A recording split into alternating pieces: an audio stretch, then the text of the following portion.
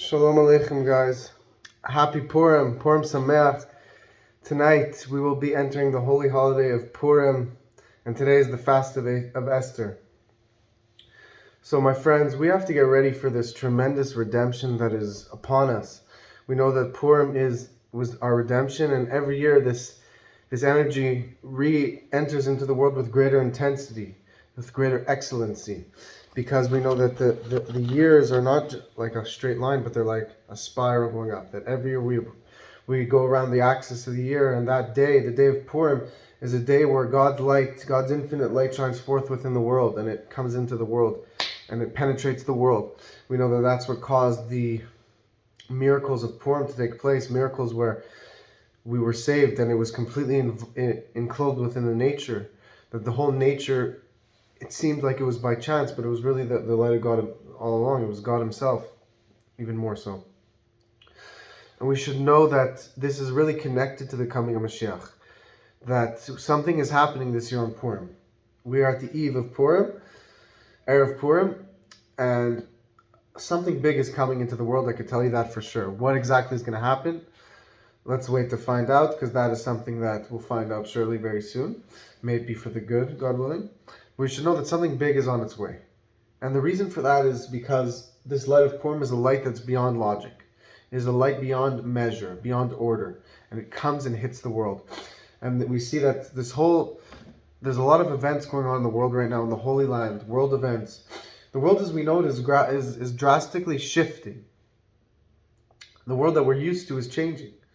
And this is because God is changing the world. God is saying, that's it, the old is over. The old world where you guys were used to is finished, my friends. We're going into a new era, to a new age. We're going into the Messianic era. As the Rebbe says, we're in the final generation. And God is setting the table for the redemption, for the feast of the redemption. So we can accelerate this process. We have to know that we're players in the game. We're not observers, but we're players in the game. We're not we're not in the crowd watching. We're in the game. And we have the ability to change the reality on the ground here. That one extra good deed you do could be enough to bring Mashiach. You yourself have the power to bring Mashiach, because we have the light of God within us.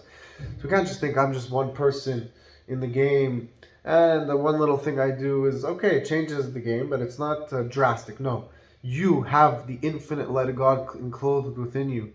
You can change the entire game yourself. You alone could bring Mashiach. And a person, the Alter Rebbe says, obligated to say, the person is obligated to say that because of me, God created the world for me. Because I have the ability to fulfill his plan. Me alone. God willing, everyone will. But even if, God forbid, everyone else doesn't, I have the power. Because God created the world for me. And when you do that, you accept God as your king. You realize that he is the one that gives you the strength. He is the one that gives you the power. And you connect yourself to the Almighty himself. So we see that even with what happened, the lockdowns, it all started 3 years ago on Purim. That before that there was talks about a virus and all these things, but I remember it was after the holiday of Purim that things went to a whole different level. It shut the whole world down. So God willing, this year Purim will be revealed in a way, a full, intense way of the redemption. That the world we know of is shifting.